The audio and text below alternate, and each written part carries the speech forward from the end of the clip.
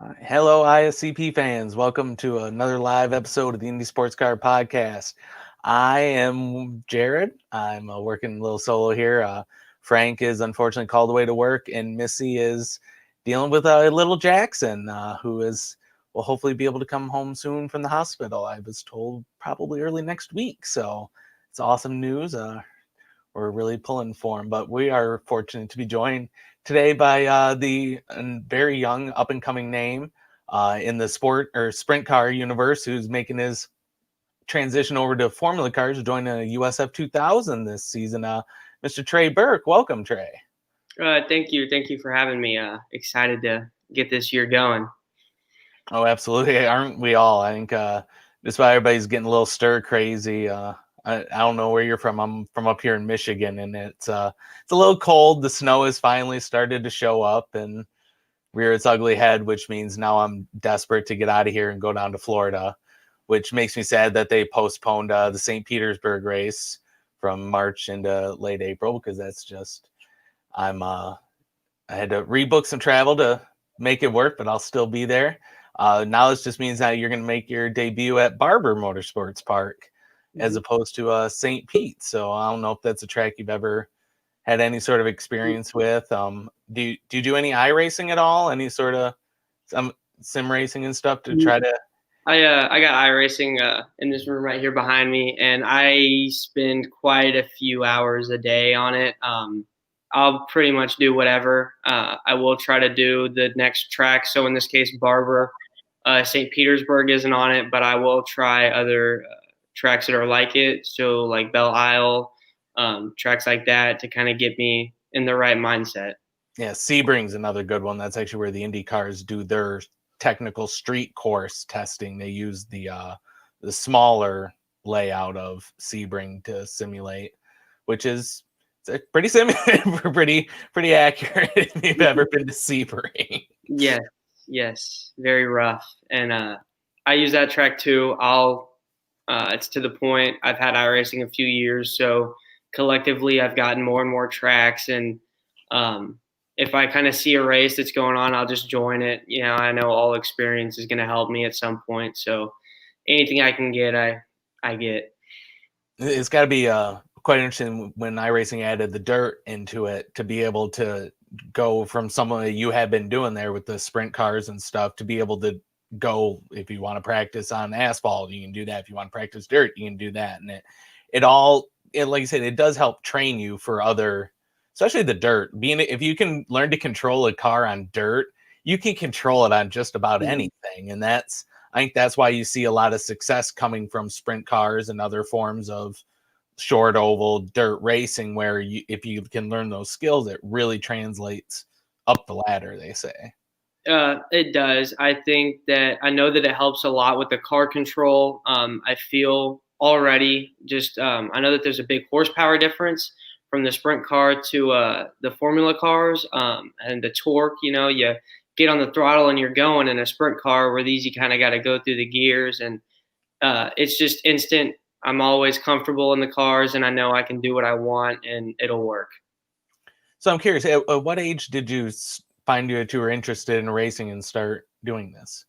I'd always been interested. I've watched my dad race midgets on dirt, a little bit of sprint car. But I started when I was 9. They got me a little go-kart junior sprint, and the rest is history. Yeah, it's pretty nice to be able to find what you really love at a young age and be able to succeed and work your way up. So what made you decide to want to switch from sprint cars and ovals to primarily road courses and formula cars? Well, the change happened January of this past year. If you would ask me in December, I would have said, yeah, we're going to run dirt. We're going to go for sprint car championships. But I remember we were at the banquet for the 305s. I just gotten the rookie of the year, and we were looking, and dirt just has no money. If you win something, you're not making any profit. You can make a living from it, but it's not enough to where if you want to get out of it, you can get out of it and be fine. And of course, I love AJ Foyt. I'm from the Houston area as well, and I've seen what he has done. I've read his book, and I think that was also a big step in, hey, let's try this. I know that our main sponsor, Joe Dueling, has a lot of connections, one of which is ex IndyCar crew chief Jeff Sinden. Okay. And they our first test was at Laguna Seca with the Lucas Oil, the school. And Jeff was like, yeah, I'll help you out. And we did the series, and here we are. Well, it's awesome. A lot of it is who you know, and Mhm. I mean, you gotta have the talent. Clearly, you gotta have the talent, but it helps knowing people, or if you just got a ton of money. Yes, I know that money helps, but um, in a sport like this, I think I'd rather have more connections than money, just because one person saying, "Hey, check this guy out," can go all the way to the top, and then here you are. Yeah, you're in USF or whatever you want to do, but you got all these big name people looking at you, and I think if you can put forward the results, it really means a lot. Well, and one of the probably the best thing, and you were talking about how you go in the dirt world and lower levels, that you can't really. There's no real guarantee that you could ever move up. There's nothing really in it. Whereas in the Road to Indy, it's the only racing series in the world that has a guaranteed scholarship and advancement. You win, you're moving up. And you've seen it time and time again with guys like Oliver Askew, Renus VK, current champions, Stingray Robb, Christian Rasmussen. These guys prove that when you win, you can move up. There's a way to help to fund to move up and eventually find that ultimate goal, being able to race in the Indy 500 and in the Indy car, and being able to say, hey, alongside Scott Dixon, Will Power, like the biggest names in the world racing, to be able to say, hey, all I got to do is win, and I have this path that's guaranteed to get me there. And you can't really say that anywhere else. No, you can't. That's another thing with dirt. There's no promise. The only thing you got is if you can get sponsorship money or just whatever you can get for yourself. If you want to go from a 305 sprint car to a 360, there is no championship you can win for that. You have to somehow come up with the money for not only the engine, but that's also different tires. That's different. Just the whole car has got to be changed a little bit, and then as the series go on, you're also traveling more. So it's also travel money. It's for sure reassuring and good to know that, hey, I can get results, and if I do good, it will give some money that we can use to move up. No, absolutely. And it's definitely, it sounds like the team coming in doesn't have a whole lot of experience with the formula cars, I'm assuming. So it's going to be a big learning process for everybody, for you, for the mechanics, the engineers, everybody. Fortunately, you are coming to one of the best paddocks out there, and I can guarantee you will find just about whatever support you need. I mean, nobody's going to give you any inside secrets and stuff, but everybody out there is some of the friendliest you'll ever meet. And they'll, like, if you have questions, and for the most part, they'll answer them. They're very helpful, very welcoming people. And we love having new talent coming in, new teams, and just new people to meet and get to talk to, like you. Yes, sir. And with the team, we are new to the Formula Car Series. We have a great crew for dirt. Todd Shores, Jeff Sinden again, my dad, granddad, and Scott Fair. But I think that yes, we have the dirt experience, and I think based on the testing we've done, it does translate, and it does mean a lot that we have what we got in helping us move over. Because yes, there's a big difference, but on the mechanical side, we have more experience than I think we even thought we had. They are. People don't really realize it, but I mean, it is an open wheel car, so the aerodynamics are similar. You don't have to worry. You actually have to worry about air coming over the wheels and managing that. But that's something you're used to. Your wings, you working on downforce levels. So like those kind of basic applications will translate over. It's just figuring out, okay, well, I had this spring rate. on this car. Well, if I want to recreate that similar kind of thing, yeah, it's going to be a different amount. So that's really where the learning curve is compared to the actual base Mhm. concept of it. So you guys do have a decent head start on someone who would be brand new to all of it, but it's still going to be a fun learning experience. For sure. At least you don't have to start at St. Pete, where Mhm. it is one of the most unforgiving tracks you will ever drive at, except for maybe Belle Isle. Mhm. As Yeah. far as you make one mistake into that concrete wall, and it's a lot of damage to those cars compared to somewhere on a regular road course where you can go through the gravel or the grass into the tires. It's it's tough out there. So Barber's a great place to be able to start, have some knowledge and experience with iRacing. If anything else, not only do you have the actual USF car in iRacing that they added recently, but with the track there, it'll help you learn the lines. And then once you get in there, you'll be like 2 laps, and you're like, all right, it's just like it was before. So it's awesome to be able to have that kind of tool like iRacing that just 5, 6, 7 years ago wasn't nearly the product it is today. And just especially with are you going to be competing in the Road to Indy iRacing series that will Uh, be starting next yes, month? sir. We just got registered 2 or 3 days ago. We finished everything we got. I've been on all the tracks I can do. I've dropped a couple bucks getting everything already laid out, and we're working on it right now. Well, that's awesome. Well, because I'm an iRacing member too. I'm not on as much, but when they do the iRacing things, I try to get in there and at least be in the sim with all you guys to kind of watch over. And I mean, the great Rob Howden does the commentary. Him and his little group of his crew there do an amazing job commentating on the races. And I just kind of like to sit back. Frank and I will like sit back and just, if he can get in there, we'll just sit back and chat and watch Mhm. it. Pick a driver like we're good friends with Robert McGinnis and Indy Lights and Renus VK and Stingray. A lot of these drivers that we've had on over the years gotten to know. So it's cool to be able to say, hey, I know this guy, and just kind of watch you around, look, see what you're seeing, just kind of get. And every driver has a different style. So to get to see what your style is, whether you're someone like who's pretty aggressive or you're laid back, it's always fun to see because the sim brings out your true side. Mhm. Everybody's a little more timid when you actually get on the track because it's a real car that has real dollars if you wreck it. Whereas in the sim, you just, as we've seen last year and the IndyCar stuff that they did, that some guys just will throw a little throw their hair back and be a Mhm. little more risky. So it really does show what they would really be, what they could really be. So it's fun to see. We're definitely looking forward. They did postpone the start of it to February 3rd.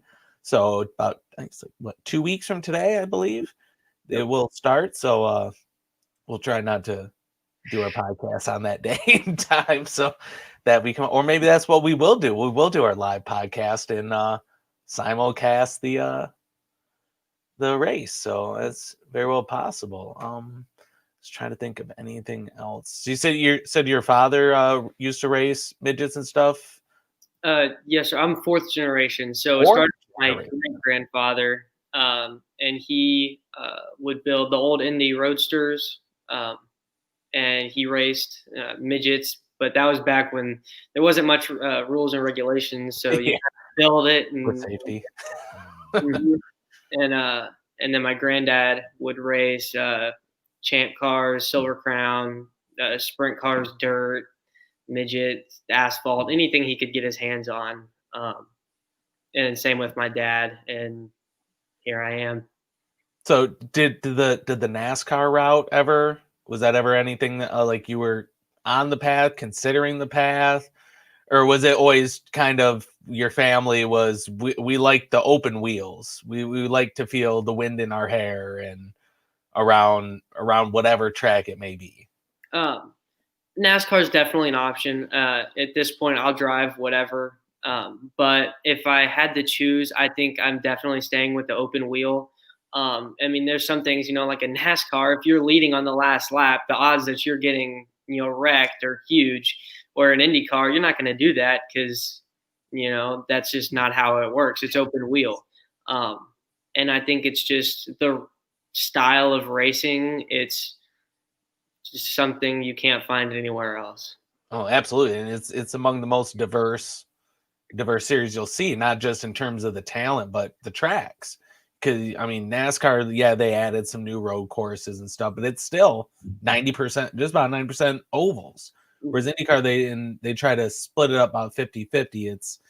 It's gotten a little skewed towards road courses lately, but at least there are still opportunities all up and down the ladder. You'll be able to race at Lucas Oil Raceway, which is one of my favorite week races to go to.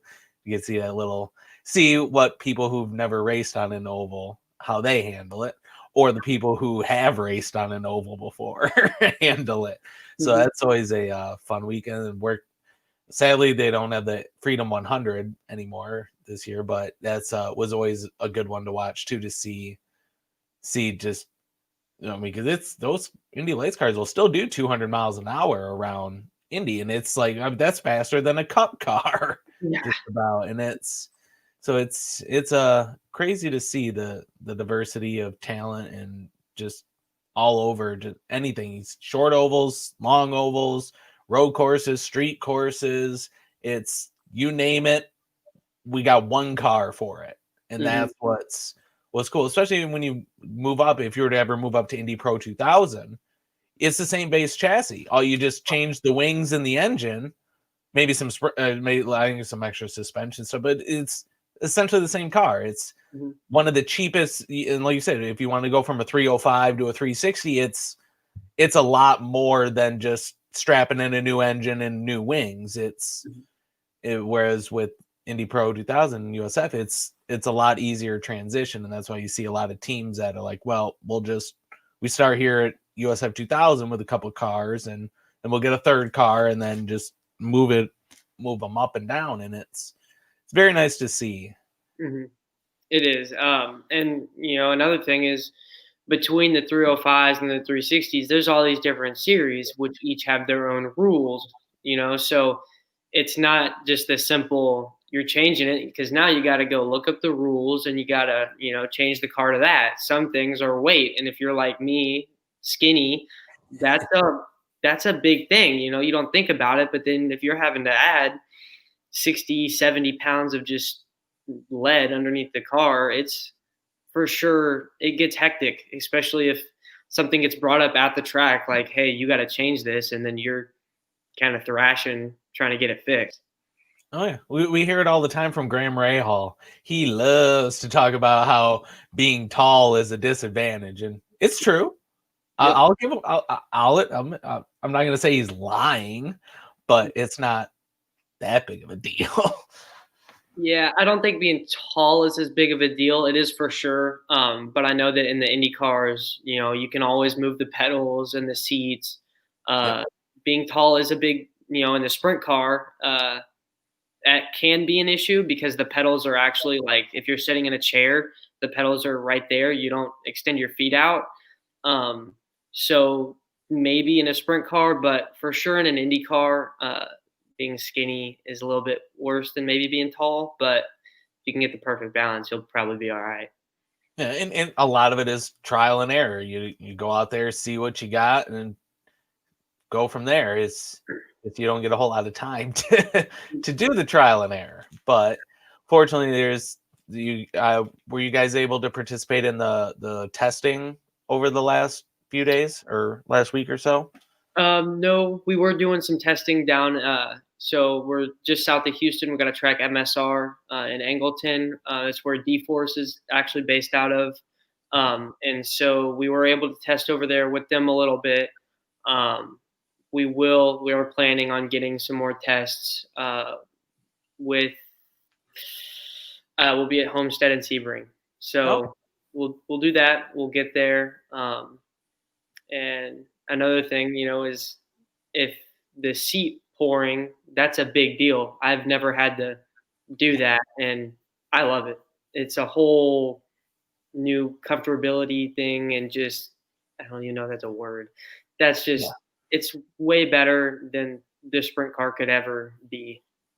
Yeah, it's something that is very underrated that drivers don't talk about enough. How like just it's form fitted for you. It's perfect. It's designed for you to be in there comfortably, and it's actually a safety thing because if you that seat is formed to you, you're going to move around less in a crash when you're strapped in there, and it actually is to protect you. And it's awesome. So it's a double positive. It feels great for you to sit in there. You're perfectly the way you want it, and it's safer. So it's a win-win, and it's one of the things that sets IndyCar and the Road to Indy apart is no stone goes unturned when it comes to safety and stuff for the drivers. From I mean, the Indy cars having drink bottles in the car for them to drink during the race, all the safety innovations.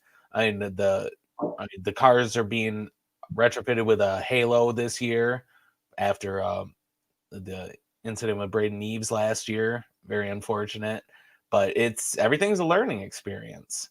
Hmm. So it'll be good to get the season going here in just a few months and knock the rust off with the iRacing series for get everybody warmed up and then get everything going in Barber Motorsports Park middle of April. Hmm. I'm ready. I know that I've been waiting for this for months. Just the little things, like getting to see the car, and we got it wrapped, and just it's all building up. And I think just the more we test and the more we still got our things to work out, and I think once we get them going, we'll have a good year. Well, tell us a little bit about your sponsor. You said it was a Joe something Uh, tooling. Dueling, Joe. Duel. Yes. Okay, so Joe has been in racing his whole life. His dad was a car owner in dirt cars, and there's been countless people that have driven for him. And a few years ago, Joe decided to sponsor me, and he's been with us ever since. And without him, I don't think I'd be here at all. He's the reason that I'm here, and I'm the most grateful for everything he's done. Because he also brought on board Jeff Sinden. So if Joe wasn't here, we wouldn't have Jeff, and Jeff brought Scott, and so like all these people are just coming on, and the leading factor was Joe. He's just because he's been in it, he's always had the connections, and I think that goes back to having the connections is huge because you meet someone and you might not know when you'll need them, but it's always good to have their phone number or something just in case something ever happens.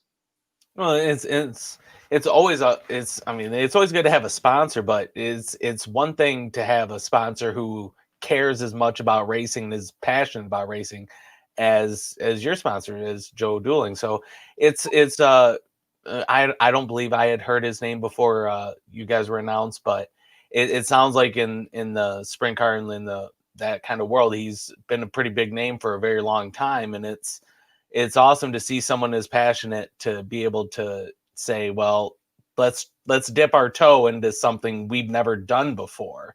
Well, I mean, we were comfortable over here. We've been doing sprint car midgets for all these years, and it's been great. But we want to try something different, and that's what's awesome to see someone that loves racing is so much to say, yeah, let's do it.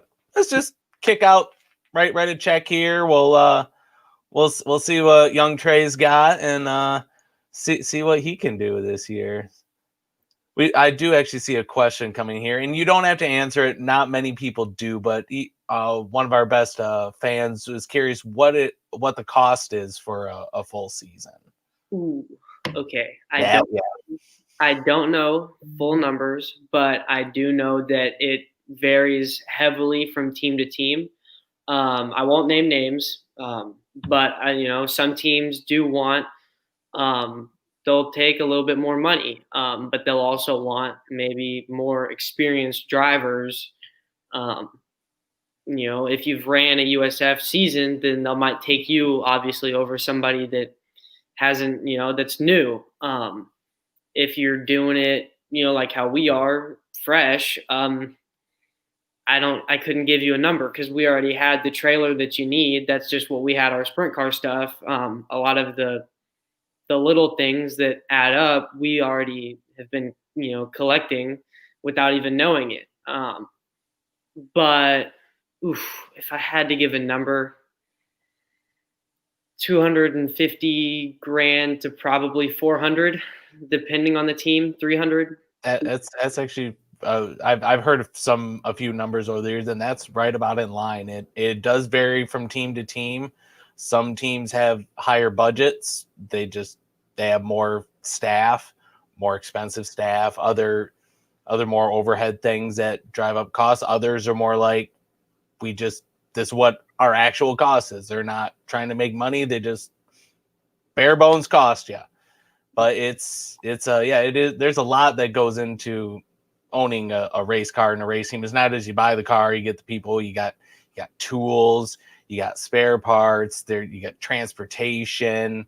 There's just so many things that go into it that most people that have never been to a track or traveled around, like, you wouldn't think that you would need it. But something like a golf cart or a moped, or just because some of these tracks you're going to go to, like Barber, Road America is like 640 acres. Huge. The first year I went there, my dad and I went and we walked it the first year, and it was fine for me. I was young, I was skinny, I'm athletic. I was like, it wasn't a problem for me. My dad, the next year, he's like, "Oh, you're gonna get a golf cart, right?" And I looked at the cost, and I'm like, "You sure?"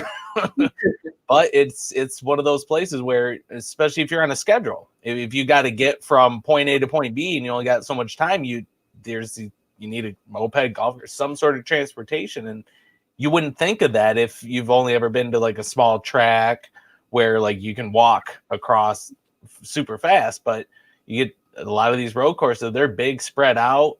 You run into fans all the time. They want to stop you and talk to you. You run into the occasional media who actually recognizes you. If you're not wearing your fire suit, they're like, "Oh, you can't hide from me." But yeah, it's a different world. There's a lot that goes into it, but it sounds like you guys got a pretty good grasp on it already. We do. We're working on it. Little things. We had a little 4-wheeler for the dirt track. That's easy. That's no big deal to get around. But I know me and a few friends went to the St. Petersburg this past year, and it was, for me, it was, I wasn't out of breath or anything, but it kind of opened my eyes. Like, wow. I was. It was hot. It got really hot. I know. Going from the parking ramp, like they have all the media parking, like one of the parking ramps, your way up, you got to go down, and then it was a long walk just to get to the gate and get in, and then to walk. It was hot too. I think that's what Jeff Sinden. I think he's working on the golf carts. Kind of getting everything ready, because he knows he was with Ed Carpenter for all those years, so he knows what it takes, and so does Scott. They both work together up there in Indy, and so they are huge. Again, I'm thankful for them because their knowledge is just everything. Well, yeah, and Ed Carpenter isn't one of those guys that just has basically rubby dubs working for him. Ed Carpenter knows what it takes to get some good people around him. So it'll be great to be able to meet Jeff and all the guys this spring. I don't want to keep you any longer than we need to. We actually got some my buddy Legit IndyCar News guy is going to come in and cover some stories, but we definitely want to thank you for coming on the show. We're very much looking forward to your debut this spring in Barber, and before that in a couple weeks in the Road to Indy iRacing series. So once again, thanks Trey for coming on, and we'll be sure to have you on some point during the season to see how things are going. Yep. Thank you, Jared. Thanks for having me on. I really enjoyed it. Yeah, no, thank you. And thanks to your dad for being able to coordinate this. Yep. Thank you. Thank you.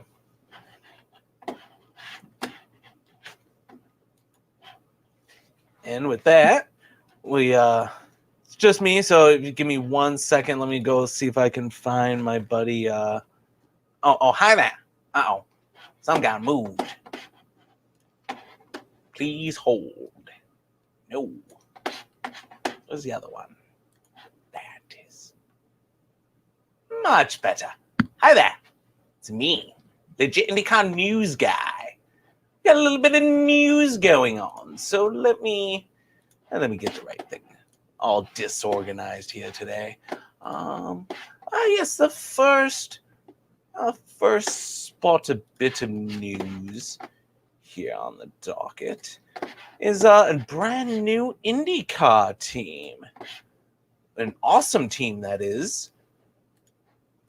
Move that over. Oh dear, wrong one. There it is. Awesome. Brand new team. Paretta Autosport will be joining us for the Indy 500. Brand new woman-owned team founded by the amazing Beth Paretta. Long time, great name in the racing world. And even better news, returning fan favorite driver Simona Di Silvestro will be joining the series. Will be rejoining for the Indy 500. She hasn't been seen in a number of years. I'll tell you what, this guy is swooning. But it is a great news. These guys are partnering with Roger Penske, part of the IndyCar's initiative to increase diversity, building on the name from Force Indy, who we had the great Rod Reed on the show a few weeks ago, talking about his new team, which will be, I believe they were testing out some new drivers at trying to figure out who they're going to have this year. Should have pulled up that news. And then some more news here. Oh, somebody is no longer... Yes, Marco Andretti is no longer a full-time IndyCar driver. He, too, is only going to be in the Indy 500. Might even go do some sports cars in INSA.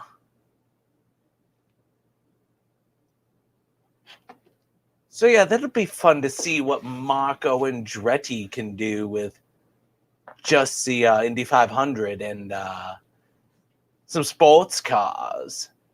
I mean, he's got some decent skills in the rain, but yeah, that's about it. And I believe that's it for the news. Oh, first, let me search here for you, Greg. I'm gonna take this off here, and then it's gonna maybe screw up my face. Let me try this here, see what I can find about. I know there was something about the halo from.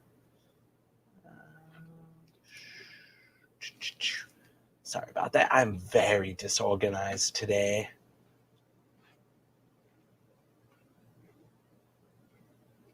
I know I read something in the news about... Okay, here we go. I believe this is it.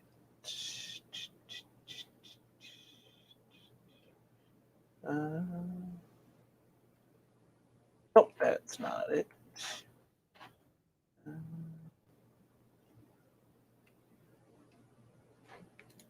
Yeah, it was kind of old.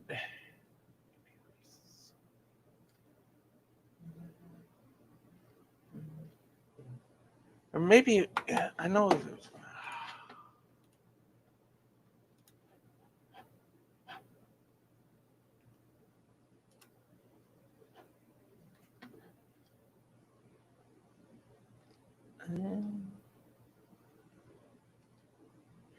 Yeah, I haven't gotten the update. I'm not quite sure who's producing it. I believe Tatis themselves, the manufacturers of the USF 2000 and Indy Pro cars themselves, I believe they are the ones adding the halo onto the existing car. But yes, is been both a slow news week and a busy news week. I just ripped right through those stories way too fast. Franco said he was supposed to be joining me, but he is running a little late. Yeah. Let's see. I know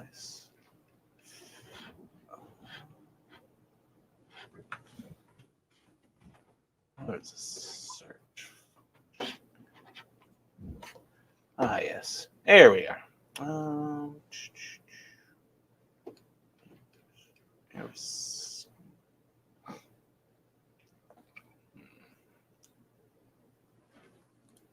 Maybe it was only an Indy Pro where it was being retrofitted.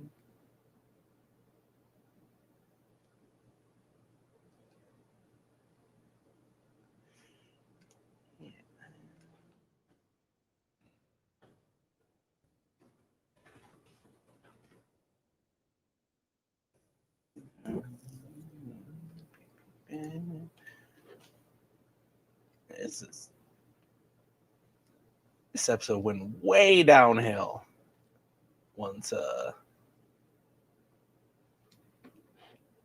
Trey left.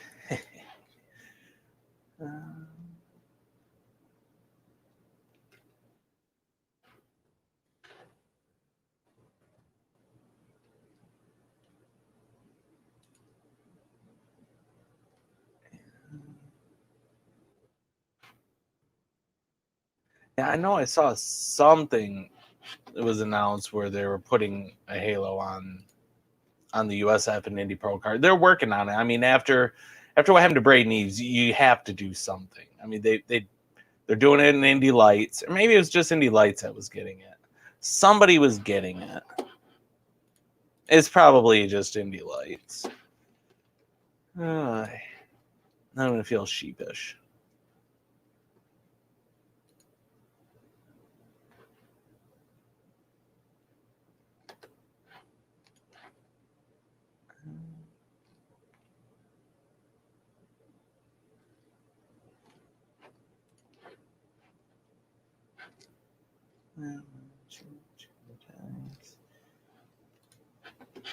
Oh well, we'll do this.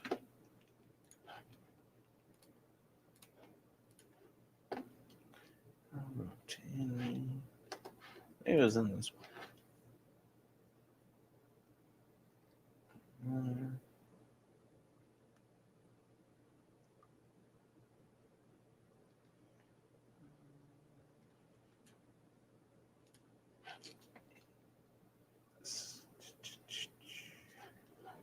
Bobo. Carlin.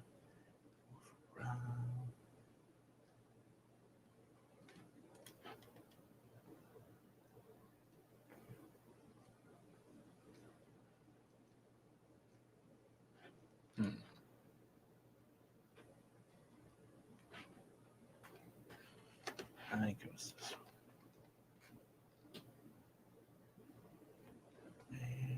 Versus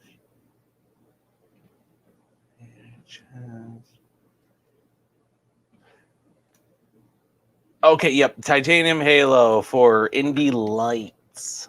There it is. Delara designed and installed Titanium Halo, and Indy Lights is where it was.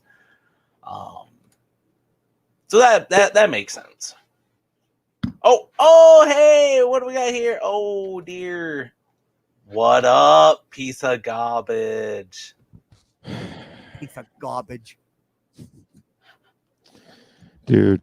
4.5 hours to drill one hole through a wall this thick. Well, at least it's done in your home. I'm not done. I had to leave. Oh, you got to go back. Just so I could be late and, make an appearance. So how was it? Oh, it was awesome. It was really smart kid.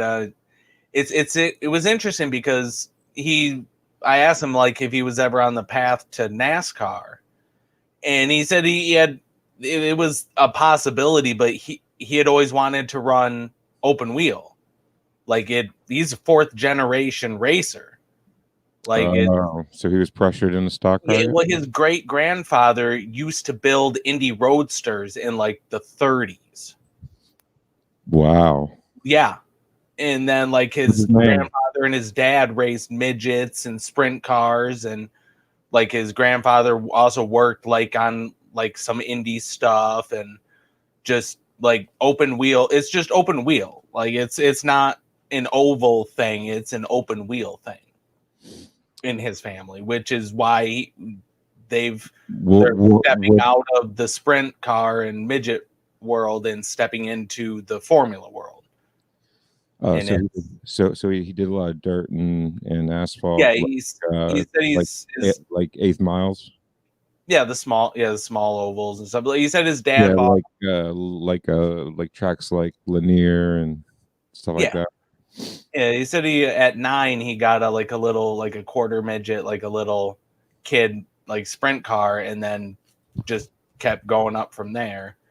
And they ended up like their team had a kind of like an awakening in that the dirt world and that sprint world, there's nowhere to go.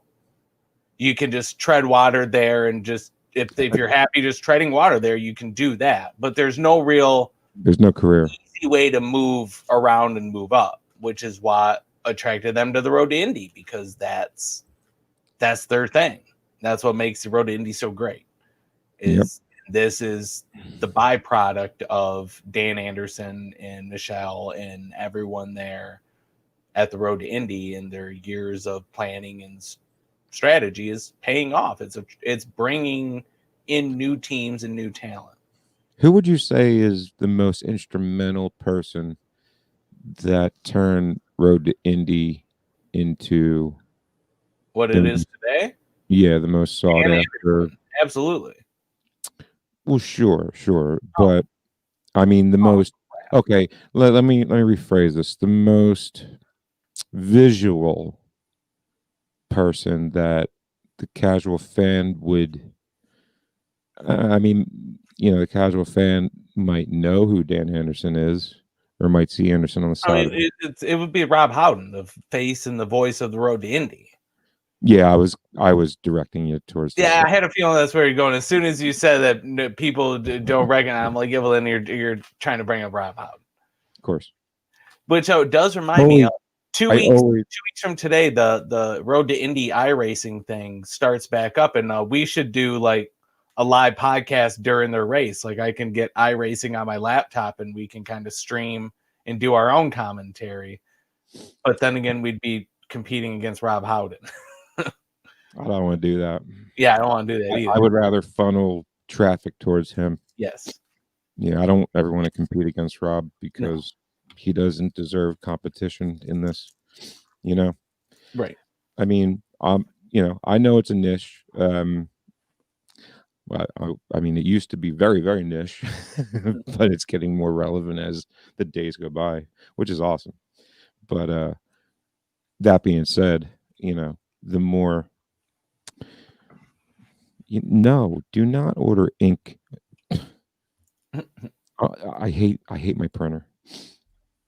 Yeah, $100 worth of ink showed up to my door yesterday. Magically, that you didn't even order? Nope. No, I never ordered it. My printer did. Fancy. $200 worth of ink. Return it. I did. There's the mystery of that company that took $200 of my account. So that's where that $200 went. I was like, why did that check bounce? Oh, my printer. My printer made my check. Thanks, Canon. Literally printing your money away. Yeah. I feel like Link in Adventures of Zelda. Instead of Ganon, it's Canon. Okay, that was deep and bad. Oh.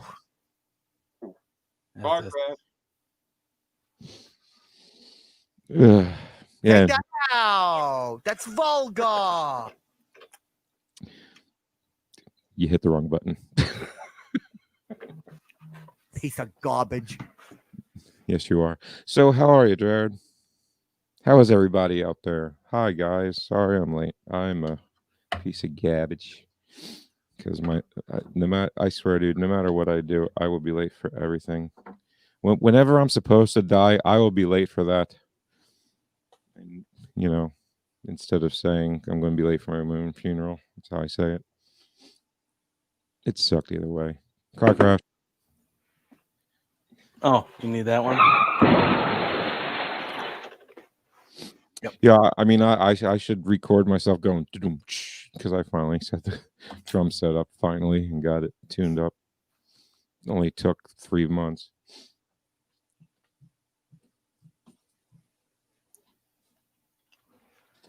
Yeah. I'm trying to find a lighter. Well, then I guess we can go back over the news stories now that I have somebody to talk about the news with. Sure So, can. Well, let's see here. I mean, the first. And I feel so bad because I walked into the house. Sorry, I walked in the house and there's a lady here with Missy, and she's probably very important. She's a nurse, I think. Because Jackson's coming home. Yeah, inspecting the house and stuff. Maybe. And me running in the house saying hi and then flying down the stairs was extremely ignorant of me.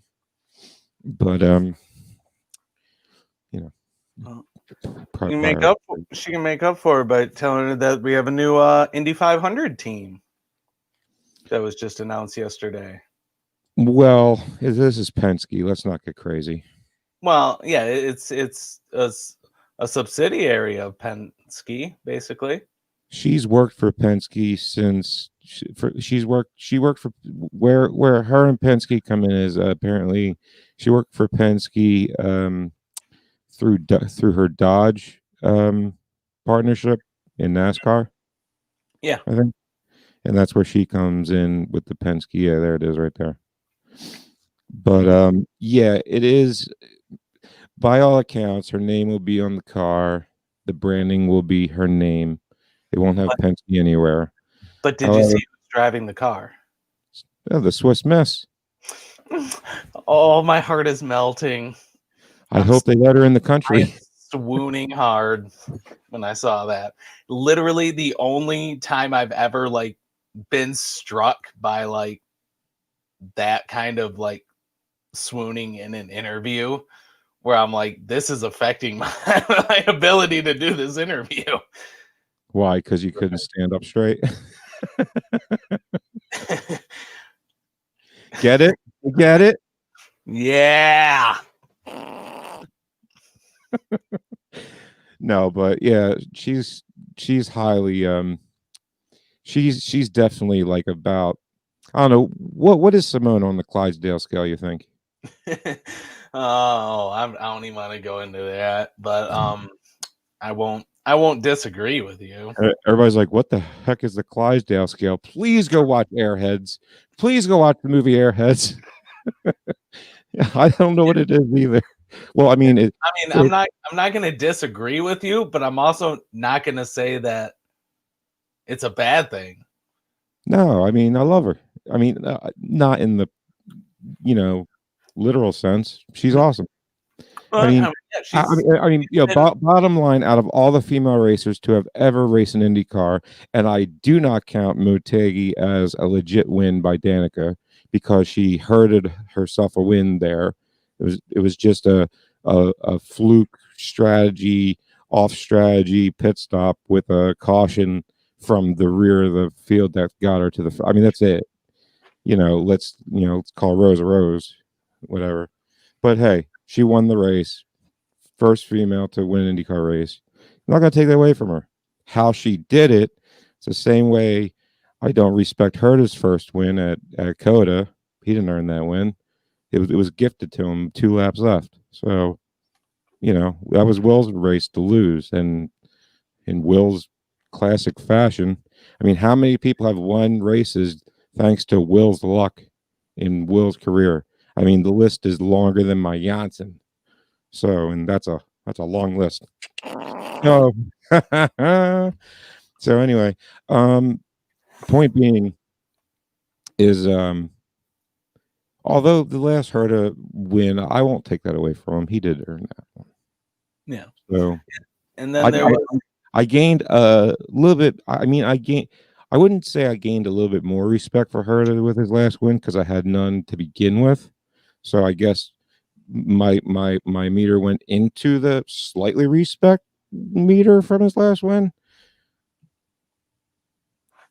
Yeah. Take that for what you want, but I still don't. Anytime he can win from pole is one I have to give him credit for.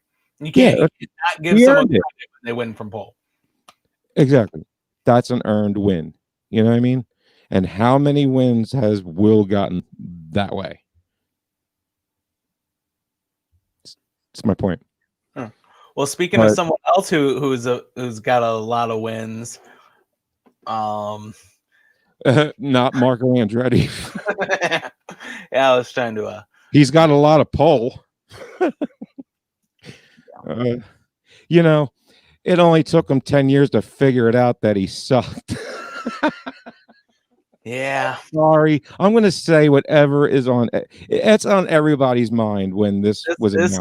This is why I'm glad that you're here, Frank, for that. Because I'll say it. I don't care. Marco should have been out of the series 10 years ago if you look at the stats that he has.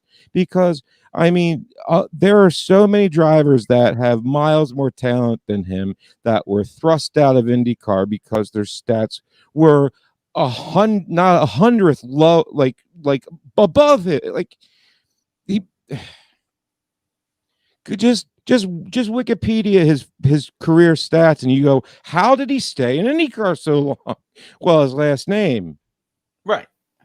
So, I mean, I'm glad he finally caught up with the times. Or, I mean, did he have a reality check? Did he have a near life incident recently?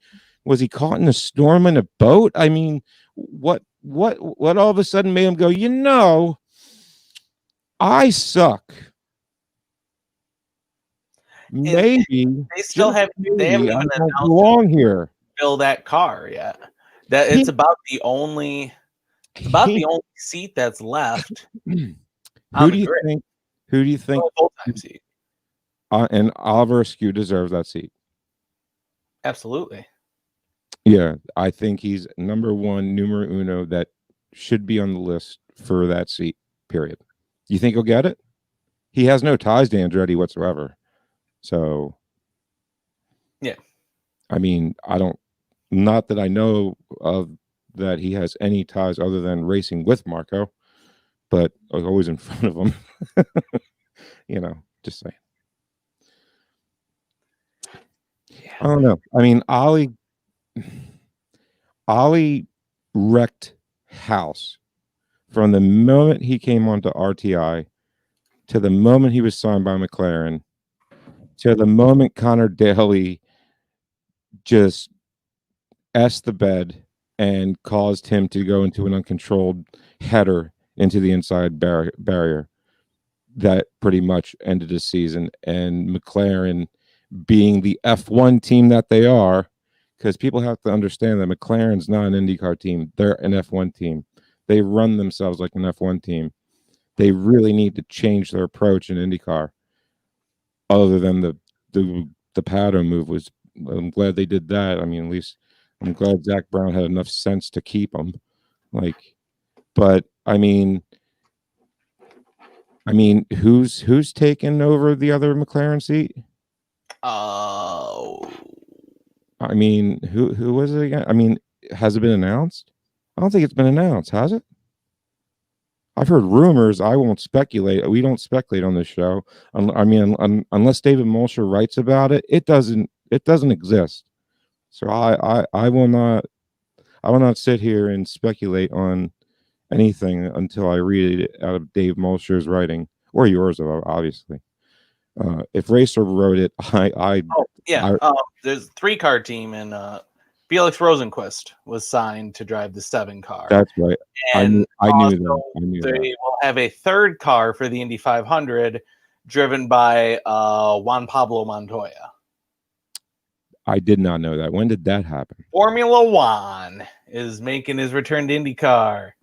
That was announced Formula Uno. couple of months ago, I think it was. JPM is Formula Uno. It was announced that Formula One would be Formula One.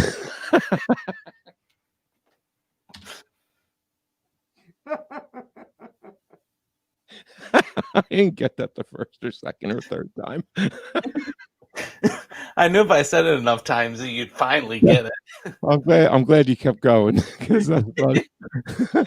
I heard that once and I was like, "Yep, there it is. There's the nickname." Is better than the nickname given to him by Elio. What, the pumpkin? Pablo. Wait, what is it? I have heard Elio Castroneves refer to Juan Pablo Montoya as Gordito Pablo. Gordito Pablo Crunch? Something like that. Because, or put on a little extra weight. I'm surprised they can fit in the cockpit. He's a very svelte man. Very svelte. It's baby fat, dude. It's baby fat. I've been hearing that my whole life. Yeah. I'm almost 38. I think it's not baby fat anymore. It's here to stay. This is years of McDonald's and laziness. Yeah.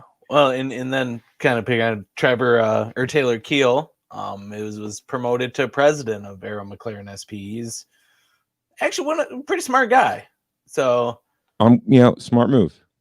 Yeah, it's actually a very smart move on Sam's part to promote someone with a brain into that position. This is the last year that Sam and McLaren's contract is up after this year, right? Yeah. Yeah, because McLaren will have learned enough, gotten enough connections to boot him away. They don't need to use his name anymore. Well, I don't think you have to boot him anywhere. Okay, roll him. At least you said it, not me. Well, look. Let's move on. Yeah. I don't want to say like, if you only knew what everyone else in the inside really referred to him as, it's much worse than I could come up with. I won't say it. You know what it is, but I won't say it on air. Oh, was there? Let's just say he's not very respected as you might think he might be, for obvious and very multiple reasons fans don't know about, and not many people do. I'm not going to be the one to drop that bomb. Yeah, I didn't see any on that one stuff, but I forgot to mention the last couple days, Monday, Tuesday, they had some IndyCar testing at Sebring, their first test of the year. That's as close as I'll get. If you can read hand language, that's what they call. Yeah, the moving of Alex Palou from Coyne to Ganassi seems to be paying off and showing what I think it's what kind of real talent Palou has. Okay, Felix and Pato being on the same team, it's the smartest thing McLaren's done yet. Felix and Pato are the two most talented young drivers in the world. I've been saying this for years. Anybody who's been following along with the show for years has been saying this for years. I can pull up the show from 4 years ago for me saying it. So, there you go. I'm not just some bandwagon guy that, jumps on and says things like, I've always known it, because I'm not fake. And, anyway, point being is, I always wanted them to in the series together, but them on the same team together makes it even more competitive. You know what I mean? Because McLaren's an F1 team. So in F1, you're not racing against other teams. You're racing against your teammate, right? And they're going to promote that sort of, you know what I mean? They're going to promote that kind of competition, which is good. You know, it's only going to make the product on the track that much better.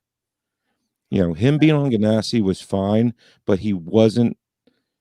You know what I mean? He was in Dixon's shadow over there. Right. Yeah. I mean, you'll as long as Dixon's there, anybody will be in his shadow. Although, it is talking about here, Jimmy Johnson, 7-time, making had one of his was down there testing, and it's Dude, if you're going to wax poetic about his lap times at Sebring, yeah, I don't want to hear it. I don't care about the lap times at Sebring, but when it comes time for him to actually get in the car and compete on the track and throw down qualifying laps and race laps and stuff, that's where we're gonna find out what Jimmy's made of. And I got a good feeling about him. I have a feeling that he will have at least one podium this year. That's my bold prediction. Jimmy Johnson will podium at least once. Well, I mean, he's in a great car to do it, number one. Number two, if there was anybody to come out of NASCAR that has any bit of talent that even belongs here, it was him. Period. He's the only one. I can't think of another one. Can you? Yeah, I mean, as far as like for a full season of talent. I mean, you can get an Indy 500 one-off. You could, I mean, it's very odd to take. I'd still give a lot for Jeff Gordon to race one time. He's retired, bro. I mean, I'm talking about current drivers. I'm not talking about in the past. But of course, yeah, okay. I mean, but I don't know. I mean, well, but Jeff Gordon proved that before he went to NASCAR, because he came up through IndyCar. I mean, Jeff Gordon went from IndyCar to NASCAR, so of course he can hack it in IndyCar. He just went. He just went for a payday. That's all. I mean, because when he was coming up, the split happened. There's no money. He went for the money. I don't blame him. The man's richer than anything. You know, he signed a great contract with a great team. I can't blame him for that. You know, I can't. Sponsor too. Yeah, I'm not going to hate on him. He's got a big name sponsor, new sponsor to all of it. Yeah, I'm never going to hate on a racer for making. I mean, it's real. I mean, you and I both know, because we've seen it firsthand, that if you think, you know, being a race car driver, even on the IndyCar level, means you're rich, you are mistaken. They are broker than me, and I'm broke. You know, I'm macaroni and cheese broke. I'm rolling pennies for gas broke. I'm stealing all this from Chappelle broke. you got to just look at the stories of like Connor Daly crashing with Hinch and Alexander Rossi for, I mean, over a year between the two of them. And just, I mean, these drivers, if you get into race, and I've said it, man, if you get into racing to get rich, you're not very smart. No. And you will, and you're going to go bankrupt trying. I mean, but if you do make it, then you're a genius. You have to be like some sort of Einstein level genius to get rich off racing. Or be Danica Patrick. That's true. You just gotta shake it a little bit and people will follow. Yeah, she's hot by proxy. What, because she used to date Aaron Rodgers? They broke up? Yeah. Oh, wow. Why do you think the Packers are winning? I mean, until next week when Tom Brady, beats them. No, wait. 7-time? No. Yeah. They're playing the Packers this weekend. Yeah, I mean, it's almost, the whole Tom Brady thing. It's not fair having a coach out in the field like that. I mean, the guy is. I mean, dude, the combined ages of both of them is what, 80, 83. I'm not joking. I think it's 70s, to be honest. I mean, what, Brady's 45 and Aaron Rodgers mid 30s, almost 40. Yeah, he's almost 40. Yeah, it's like. Yeah, close to 80. 80 years between just the two of them. I'm pretty sure the combined ages in a in the Drew Brees, Tom Brady one was older though. Dude, I like Drew Brees so much. Drew Brees is good. I like Drew Brees. He's old though. Yeah, I know, but and then to see his career end like that was just Yeah. boy did his team not rally around him. God. Oh, two out of 3 of those interceptions were not his fault. The one was such a fluky. I'm like, how that even happened? Whatever. I'm not here to talk about football. The Eagles aren't in it. I don't care. So moving on. Back to racing. It's too much. That's about. just about all the news I've got. There's one thing you touched on. Let's see. So much happened this week. I feel like we're missing something. Okay, the Marco thing. The Simona thing.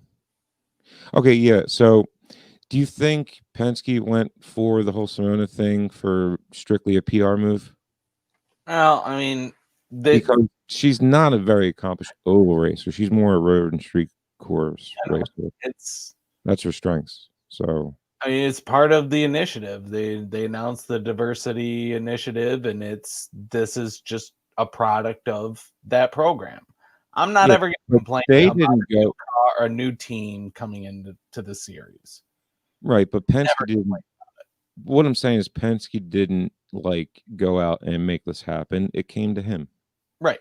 Through the program, it came to him. Right. And it's not like he gave them a backup car. No, but there's Paretta Autos where they're based out of Charlotte.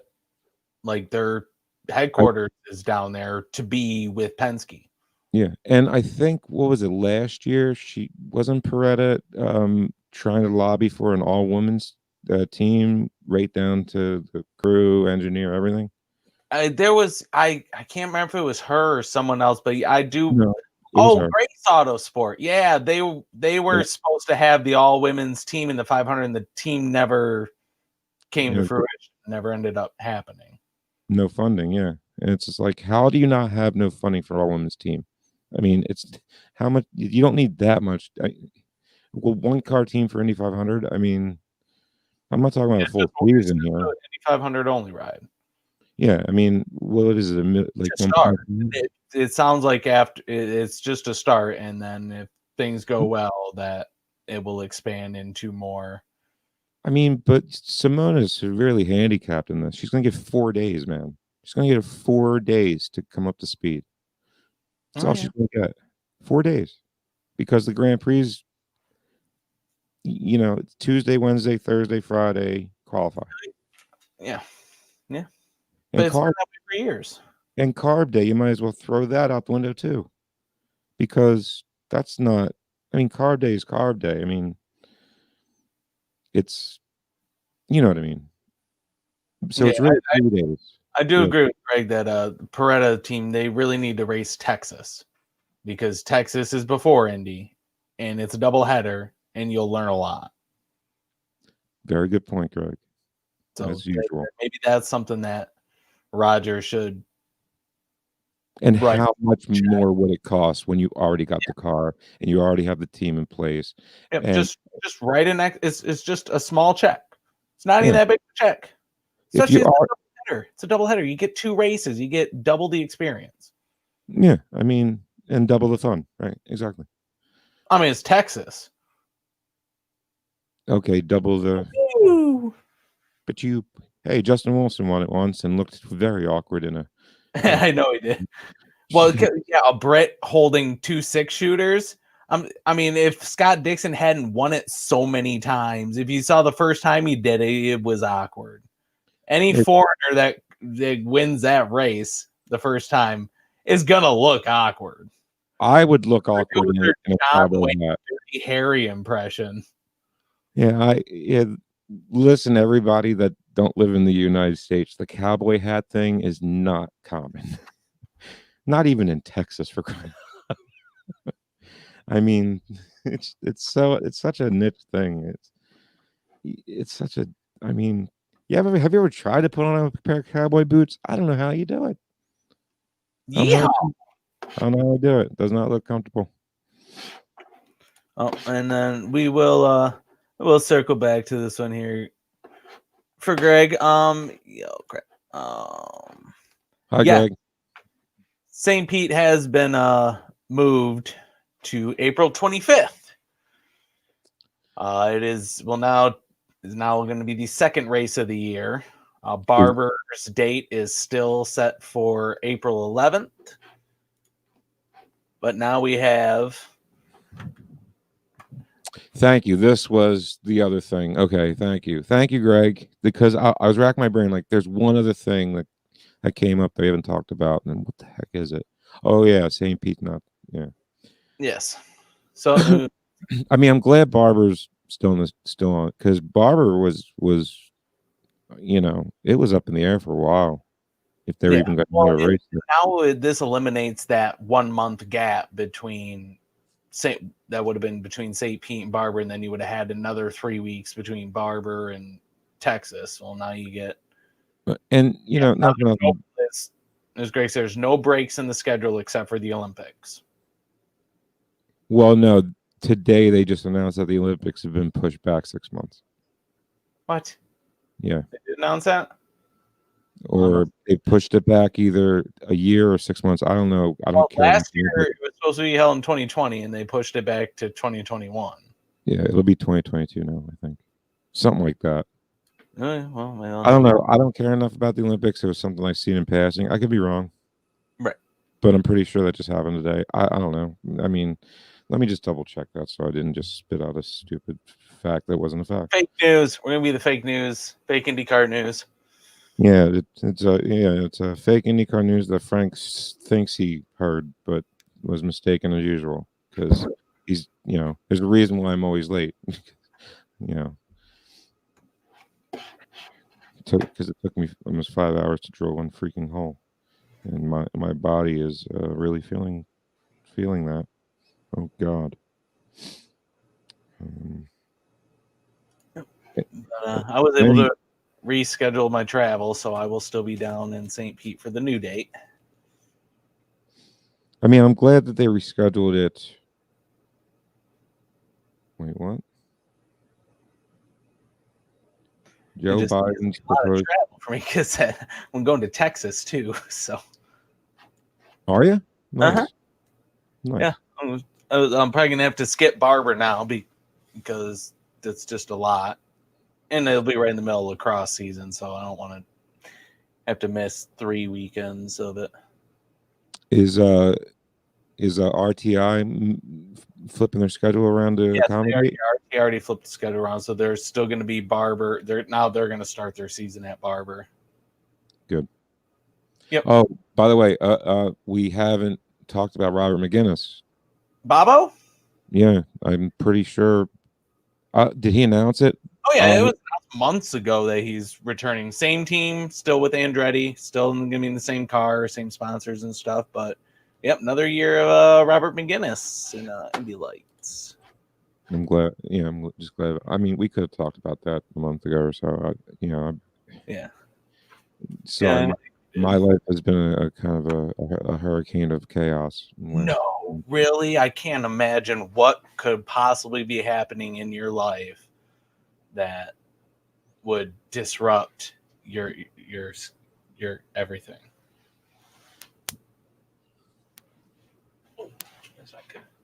Oh, little Jackson. Yeah. Before he came out way too early. Yeah.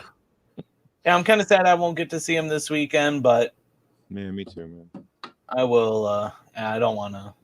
I would just be a nervous wreck for 2 weeks after seeing him. Yeah, like I'm looking forward to seeing you, obviously. And then when I heard that it's gonna be like Tuesday, him finally coming home after 2 months in the hospital, I was kind of relieved in a way, because Missy was kind of stressing about it. Oh yeah. But in a way, I'm figuring it's been 2 months. I've seen him twice. Yeah. I can wait another few days. Yeah, you can wait a few more days and then you get to hold him. Yeah. How am I not a freaking patient? It's my kid. Never mind. I'm not going to get into it. It's personal matters.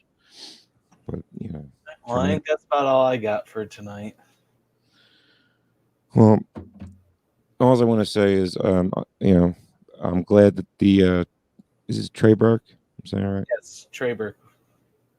With the new team. Mm-hmm. Palamo?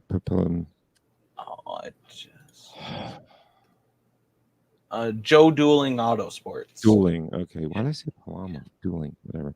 I mean, but yeah. I know It was something I just couldn't remember. The Joe Dueling. I will remember that because I'm going to go stalk them in the paddock next when I'm at the track. I just want to ask you what.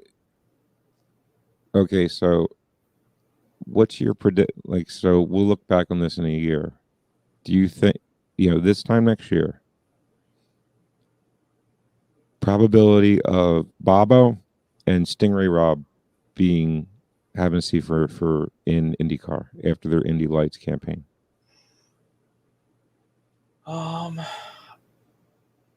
I don't know. I feel like for both of them, their best option is to win the Indy Lights Championship. Well, of course. I mean, that guarantees it. But I mean, Renus didn't win it. Without it, I mean, the sponsorship, like if they don't have a sponsor, there's no chance. Okay, and a bigger sponsor than what they have now, because the money that you need to run in Indy Lights pales in comparison to what it takes to run an IndyCar. And I did hear a number, by the way, recently, how much it takes to run a full season IndyCar. I don't know. I've heard some numbers too, and I'm willing to bet there's at least 2 commas in it. Oh yeah, with a single digit after, in the beginning of the first comma, which I was surprised. I thought it'd be more. It's only a single digit. Yeah.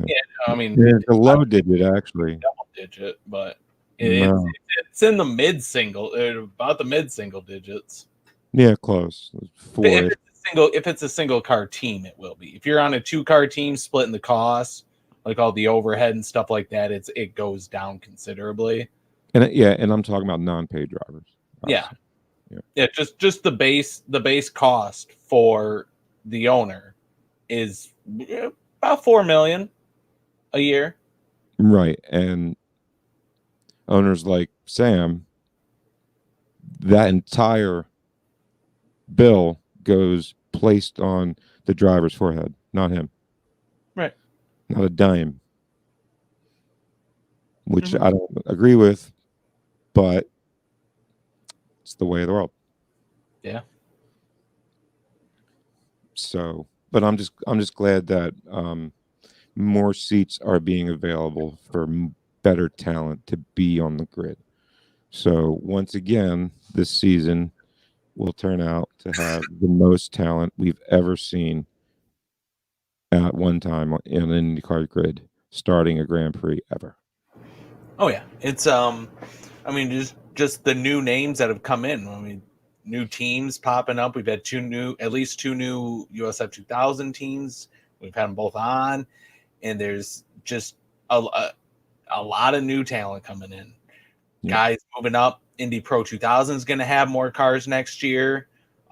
New teams moving up, expanding into Indy Pro. The return of Indy Lights. That's going to have a lot bigger grid than it did in 19. Everything's looking up for the road to Indy, and everything trickles up. Yeah. It's funny how they say like things trickle down, but in IndyCar, it does. To be honest with you, it does trickle down, and it does trickle up. It trickles down and up. Yeah, I mean, if IndyCar wasn't the product that it is, people wouldn't want to try to get into it so bad, and then that boosts RTI. But if RTI wasn't as good as it is of a feeder series into a great series, so they complement each other extremely well, and that's the one thing among many that F1 is really lacking. Because do you know who's racing in F2? No. Well, that's the equivalent of Indy Lights. Do you know who's racing F3? No. No. Do you know who's racing F4? Exactly. That's the problem. That's F1's one of many problems. But like it trickles down and trickles up. You know what I mean? And the Romain Grosjean thing, that's the one thing I wanted to touch on. Romain Grosjean to coin. Now, Oh yeah, I forget. I heard about that too. it hasn't been official. It's like 99.99998% true that it's been signed. Check's been cashed. It just hasn't been officially announced. But it's been announced, but not official. I don't know what's going on with that, but basically, Romain Grosjean is going to be in IndyCar next year for Dale Coyne. Yeah. And the fact that that's getting no play at all is crazy to me, because Romain Grosjean, it's not like he's a joke F1 driver, dude. He's he's. I mean, come on. He's healing. Huh? He's still healing from his crash. I know the man should be dead. Let's just say it. I'm going to say right now, what I saw, he should not be alive. I'm sorry. I mean, how the hell do you emerge from a fireball after a minute? Unharmed. I mean, a few burns, but it just is only his hands. Only his hands were burned. And have you seen the fire suits that these guys were and all that the gear they wear? It's insane how how resistant that stuff is. And he's alive thanks to Jackie Stewart back in the 60s, dude. If they didn't start that whole drive, they didn't catch fire every time they crashed. Well, if it wasn't like a 1 in 7 chance you were going to die if you crashed, let alone fire or not. You know, I mean, I'm just saying, like, if it wasn't for Sir Jackie Stewart and what they started back then, he'd be dead today. Just saying, because it only, it's got to start somewhere, right? Like the whole safety before. You know what I mean? Because before then, they were just like, get out of my face. We're not going to spend any money on making sure you're safer. We'll find someone else to race it. Go away. You know what I mean? That's how it was before you got the likes of Jackie Stewart's. And with Jackie Stewart doing it, they still weren't doing anything about it. Then Senna went, nah, I'm with him. And they're like, oh, or no, not Senna. Who was it? I'm getting my decades mixed up. Yeah. Oh, and there was also one driver who will not be returning to IndyCar in 2021. Santino Ferrucci, he's gone off to NASCAR Xfinity Series, where he will fit in quite well with the rest of the douches. With the rest of the rednecks. Yep, I said it. I mean, really there's with Marco's departure that there are only 2 seats that are open. I found out more about Santino and I just want to stay on Ferrucci. Like, I heard about 3 other instances that have come to light that he was attributed to over in, was it F3? I think it was F3, right? It was F2 or F3. Yeah, no, it was both F2 and F3. He made it up to F2, and that's when he really PO'd, and it was the second time he did that, but everybody focused in on this time. But he did the same thing twice in F3. Oh yeah. Using your car as a weapon to make a point is just about the most irresponsible thing a racer could ever do. And that's why I lambasted Vettel so much when he did it. And I was gob dropped, like how Vettel acted after that. And he was like, why that? What do you mean I'm getting a penalty for what? Like, what do you mean for Yeah. what? In football, when the offensive lineman is holding and then he just throws his arms up in the air like, "Oh, look at me! I didn't do anything." Same thing. It's like blatant hold. No, Anything. no. It's more like, what do you mean I'm suspended for a year? I didn't mean to spear the quarterback in his head, blindsided him, and gave him a concussion to where he can't talk for 3 years. What are you talking about? It's not illegal. It's not dirty. Whatever your freaking name is from the Raiders 2 years ago. Mm-hmm. I forget his name. What was his name? I don't remember. Yeah, me neither. But you know what I'm talking about, right? Yeah, I think I remember seeing that. Oh yeah, I remember seeing that play. It was in our football training video where we had to watch it. And why was it there? Anybody here think this is a clean play? And nobody's hand went up. I mean, the dude's career was over after that because of what he did. I mean, that's just because it's not the first time he's done it. Yeah. Like, I've always maintained that if in high school, if a player injures another player and gets penalized for it, like it's not just like I tackled him legally and he broke his leg, but like if you commit a foul and injure a player through that, and that player's off for the rest of the game, so should you. That player can't return next week because he's hurt. Neither can you. Yeah, no. I mean, if you'll take those dirty, cheap plays out of football in a hurry.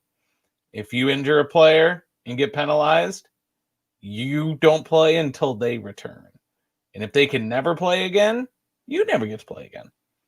Yeah, and just and then taking that and looking at it in the racing terms, it all starts from the top and trickles down.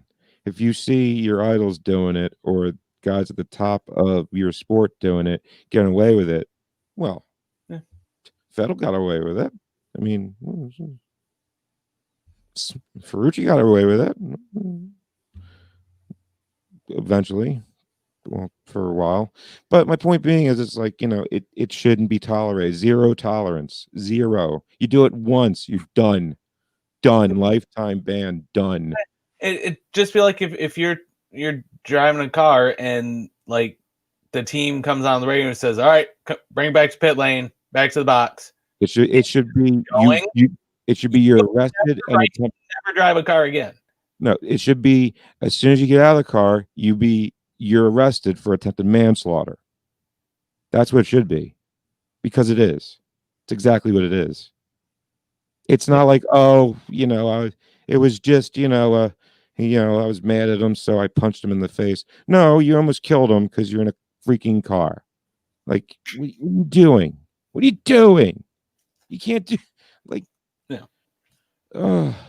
But what I'm saying is, young kids see that, and Vettel is a 4-time world champion, for crying out loud. You know what I mean? The entire world's seen it, especially the entire racing world's seen it, and especially every racer in the entire racing world's seen that. And he got away with what? I mean, what did he get? A 20-second penalty, I think. 50-second penalty, something like that. It was a second penalty. That's all he got. He didn't get a race suspension. He didn't get points taken away. I think he was fined money, but he's Sebastian Vettel, so who cares? The man's richer than rich. You have to be to race in Formula One. That's another thing they need to change. But whatever. The longer list is a lot of my Janssen, the things that need to change. But gosh, for a second, horrible joke of the same thing. But you know what I'm saying. So yeah, if you target another driver with your car and you try to make a point with your car, you should be banned from ever racing a car. Period. Zero tolerance for it. That's all I'm saying. And I'm just bringing this up because we brought up Ferrucci, and this is why I've never liked him. This is why I'm never gonna like him. And what's crazy is he was slowly gaining me back, where I was like, all right, and when you're young, you do stupid things, and I blame Vettel for it. And he was in the feeder series F1, so of course he saw it. They all see it. I mean, he was. You see them do it, get away with it. You're gonna do it. So that's all I'm saying. Like, same with football, same with racing. You got to take this stuff as serious as serious gets. It's not a game. I mean, it's game. Football's a game, but racing is not a game. Right.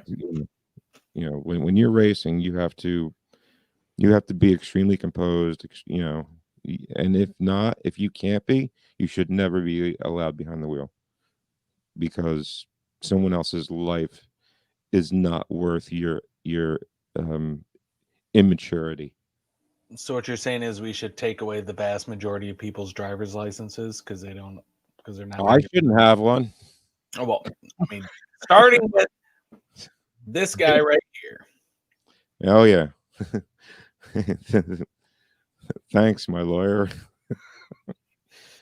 I should not have a license. Nope. But I do it to myself. It's been over 2 years since I involved someone else in it. Oh, and also, Greg also brings up a great point. 2 points. Ferrucci's dad also missed some payments to the F2 team, so that kind of somebody contributed to his downfall there. And also, remember when Ferrucci intentionally wrecked somebody in the IndyCar iRacing event? Yeah, I mean, it's iRacing. I don't care. It's sim racing. It's a game. I mean, like I was telling Trey, you actually see, because he's in iRacing, does iRacing stuff, but you actually see what a driver is really like in iRacing because there's no consequences.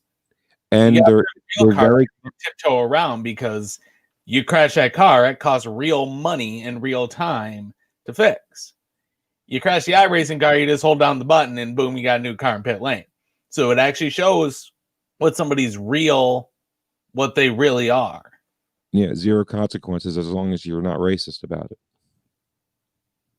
Just saying. Right. You can do whatever you want as long as you don't rage quit or say something racist on your team radio. Or basically catfish everybody and not do it and pay someone else to do it for you. Yeah, that too.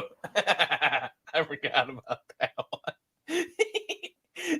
Oh my God. I'm suspended from NASCAR I'm suspended from driving a real car because I let some game fix my internet. It's like, here, Jared, would you like to play this race for me? Sure. What do you mean I can't go to work tomorrow? Like, what? Yeah. NASCAR, you're a joke. This is why you suck. This is why you're just imploding, and it's glorious to watch. It really is. Anyway, I wonder how many more seats they can rip out of Daytona.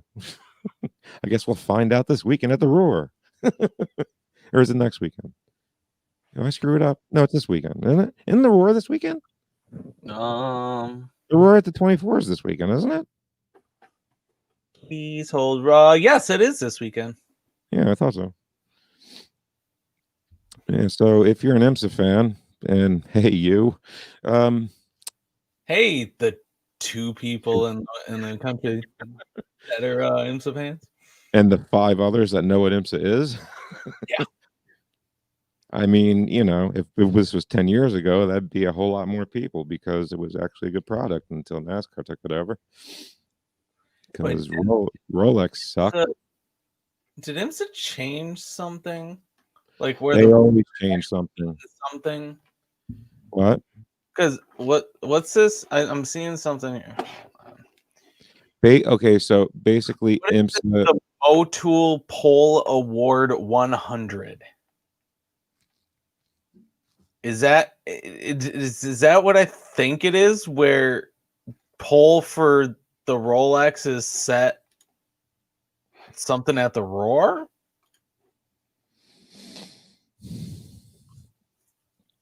I don't care. I really wish I cared. It's a shame I don't, because IMSA was so American Le Mans series had such a good thing going for it. You know, they were in lockstep with WEC, which is very, very beneficial to both. That was the worst move they ever made, was to get out of lockstep with WEC. Sorry. You had an FIA, top sports car series that was coming over here with their best teams to race with you during your endurance races. And you go and screw that up. Oh.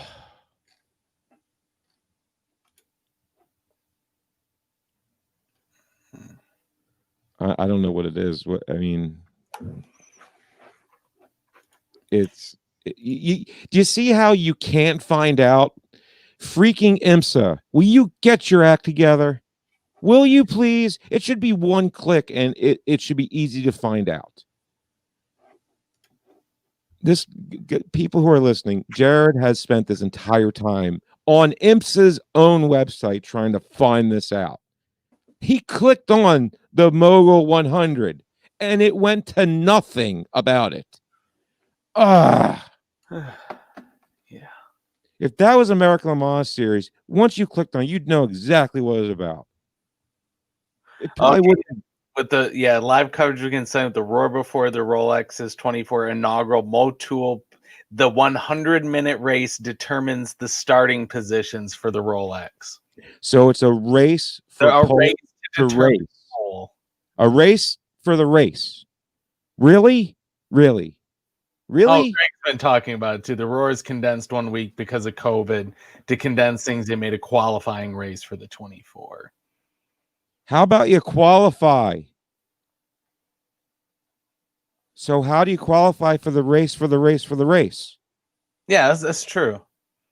How do you set that grid for the race for the race for the race to the race to race to race? Do you see the problem here, IMSA? Yeah.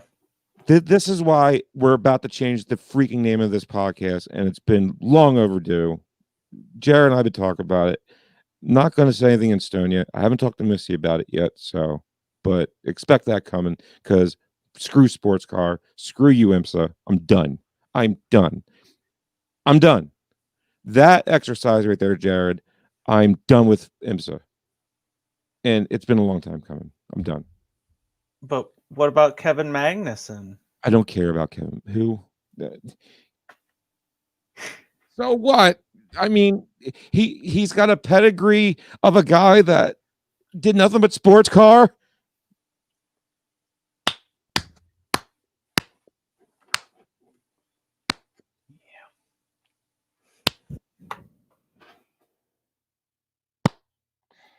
Yep. Once they destroyed GTLM, that's why I knew that they already destroyed GTLM when they stopped allowing Falcon tires. I know. When they forced everyone onto the same tire. And that's the last time. When they did that, I haven't attended an IMSA race since. I mean, I typically attend one IMSA race a year, and that's just because it's Belle Isle, and they race on Belle Isle too. Here's the difference with IMSA, right? The only way I go to an IMSA race is if it's on the same weekend as an IndyCar race, and I'm there already. Which they're not smart enough to do, which they should have years ago. But they did a little bit, and then NASCAR was like, "No, we can't have it. You got to come on our bill." I know, so we could have Pirelli with us and have no idea what the hell we're looking at, because Pirelli's just that uncoordinated, and I don't have a clue how many classes there exists. It's like 20. I don't know who I'm watching race against who, and I mean, there's no color code. I don't even know who's in the car. Pirelli is just a mess. Yeah, and they don't even do races with IndyCar anymore, because I don't even know what happened to them. I don't care either. I mean, they had one good thing going for them. They had that McLaren team with those 3 cars. So that's about it. And then those Cadillacs that dominated for a while. And that's all I know. And for all I know, those 2 teams weren't even in the same class. They could have been, but it's not like there's any identifying marks on the cars that tell you that. And I'm literally at the track. I'm at Road America, and I'm like, I don't know what I'm looking at. There they go. I can't figure it out. But don't forget though, new stuff coming into IMSA this year. LMP3. Oh boy, it's so exciting. Yeah, that's because they lost LMP, or they lost their. Yeah.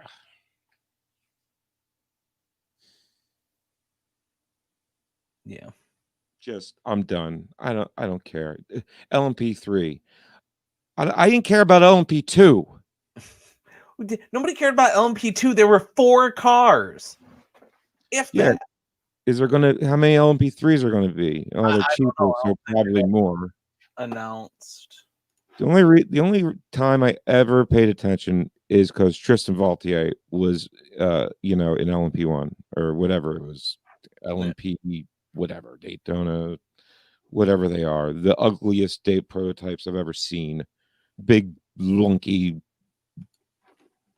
Ugh. I mean, a prototype like WEC. Okay, look at the prototypes in WEC. They're at least interesting looking. They look cool. LMP3 and LMP2, they look identical to what I was watching almost 10 years ago. It's a Leger. That's all it is. It's a freaking Leger chassis. Well, I mean, the big draw of having the LMP2 is that you could just take it over and run it in WEC. You can take it over and run it in Le Mans and not do anything with it. Well, yeah.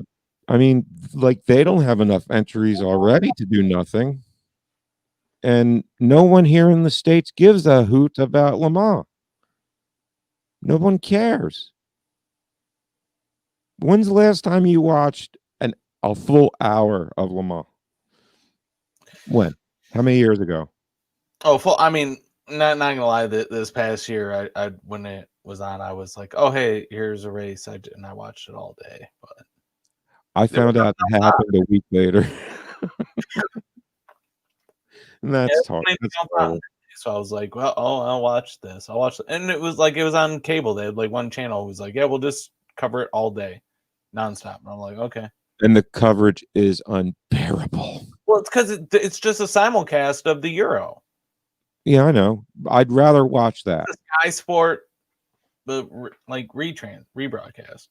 Yeah, I'd rather watch that. I get to listen to this Cheerio. This Peppy's just bombing around in this car. Get to listen to all the Euros. Well, what's the difference? Their simulcast is British people anyway. That's true. Well, Lee Dippy. I thought Lee Dippy was Australian. What's the difference? I know it's the same thing. It's like British Light, okay? I mean, British stuff. Well, he should trace his lineage back. It won't be hard. I'm sure it originates somewhere from the island. It's just wanker. Wanka. UK. Yeah. Wanker, murderer in the UK. I don't know. Sorry. We'll jab it in there. Because it used to be where they send their prisoners or something. Which that's an expensive, like, what did you have to do for the kingdom of the United Kingdom to spend all that money to send you off to Australia? I mean, that's an expensive voyage. All right. Well, I think that's about it for me. I got Yeah. I'm sorry about the tirade about IMSA, but it's been a long time coming. I've been so just utterly disgusted with it. And the reason it's called the Indy Sports Car Podcast is because when we named it, I gave a hoot. Sports car was, I would say sports car and open wheel, it was like, I don't know, 70-30. And 30 is a lot, to talk about. You have to actually like give a crap. We had sports car drivers on, but I mean, it's just the only reason I ever pay attention to IMSA at all is for the endurance races, and I like pointing out the fact that every seat they fill, they can't get enough open wheel races to fill it. Even at the Daytona, there's no NASCAR drivers in it at Daytona. Actually, well, the last couple of years, the NASCAR had been like forcing one of their drivers, like one of their cup drivers, to go do it. If you have to write into law, it's not legit. NASCAR's sleazy when they do stuff. Oh, hold on. Are you sure? Matt, you talking about me? Oh, hey, legit. I'm legit. I'm legit. Did you forget your name? No, legit IndyCar news guy. On Twitter. That is true. Make sure you Follow me follow on Twitter. Get all the news when I post news. Well, when you do post news, it's real news. It's not racer news. Oh no fake news here. Only legitimate news. I'm a legitimate reporter. Of course you are. I mean, look at you. Uh-huh. I mean, you have press in your hat. Yes, it says press. really. That makes me legitimate. I believe everything you say. Tie. It's you look very dapper today. That's true. With your two noses. You gotta move your head up there a bit. Uh-oh. For some reason you have an ear as a mouth now. Oh yes, that happens. Sometimes it's hard to keep in the middle. Oh, there you go. There you go. Yeah. Yep. Now you look proper. Yes, look very proper. So now, I guess we should everything you say now, I will believe. Go ahead. We tell people where they can find us and this stuff. Well, I think if you go to the realopenracer.com is a great website to go to. The Real Open Racer? Or something like that. Did you plug in racer.com again? Thought you were a motorsport guy. I am. You're talking about realopenwheel.com. Thank you. It's not my website, it's yours. I can never remember it. Yes. However, if you go there, you'll find some news. And me getting ready for new season. I gotta get that site updated. Yeah, I know what you mean. Just like the Indy Sportscarpodcast.com, where you can find everything. Yes. All social media, everywhere you can, watch the show, listen to the show, whatever you want to do. It's a podcast. You know what to do. If you listened to this already, you figured it out. Absolutely. And we thank you for tuning in. You're a champion in my book. Sticking in out this far with us, champions. No, but it's been fun. Well, thanks everybody for tuning in. We will be back in a week or two. I'm going to try to see if we can get another guest on. And once again, I want to thank the great Trey Burke, great young up-and-coming driver, Joe Dueling Racing, getting ready for the 2021 USF 2000 series. Big thanks to him for coming on the show. Thanks everybody for tuning in. And I guess it's, that I know that Frank hates sports cars. And have a good night, everybody.